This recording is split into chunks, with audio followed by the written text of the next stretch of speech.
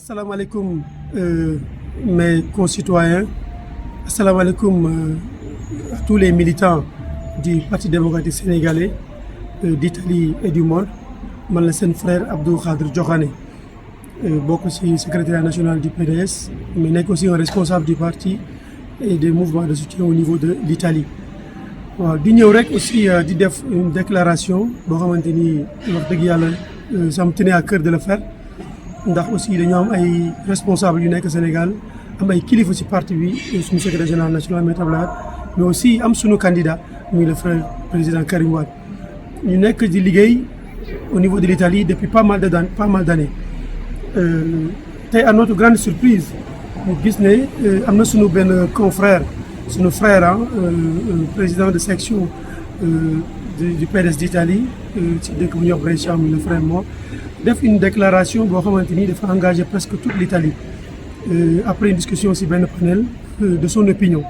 vraiment mu nekk lu ñu déplorer et nous le condamnons fermement en tant que responsable déjà au niveau du secrétaire national mais aussi en tant que responsable du Parti démocratique sénégalais au niveau de l'Italie ndax tey je pense que l'information def na une bombe c'est-à-dire que l'Italie lii mooy seen yéene mooy seen objectif alors que li mu wax ça n'engage que lui. Je pense très bien que d'ici quelques heures ou quelques minutes, la Fédération d'Italie fera un communiqué pour démentir ça parce que je pense très bien que l'instance fédérale n'a jamais soumis une telle décision ou une telle discussion au sein de leur bureau de responsabilité. Rawatina ñun ñi nga xamante ni aussi on est engagé pour le Parti démocratique sénégalais à travers nos mouvements de soutien. Ñu réunir dans des cadres yu bëri di liggéey fii ci Italie UCAD ci nekk ci benn bokk na man mii ma nekk ci en tant que coordonnateur ñu gis ne loolu dafay yàq ci liggéey boo xamante ni ñu ngi koy def depuis beaucoup d'années au niveau de l'Italie et au Sénégal mooy jéem a fexe ci combat bi ñu nekk mooy réhabiliter suñu frère le président Karim Wade suñu injustice bi nga xamante ni régime Macky Sall mu ngi ko teg depuis pas mal d'années ñu nekk ci di ci xeex di ci liggéey jusqu'à bi ñu gisee ne élection yi dañ koy valider injustement pare guñu ci loolu tey ñuy projeter au PDS nouveau avec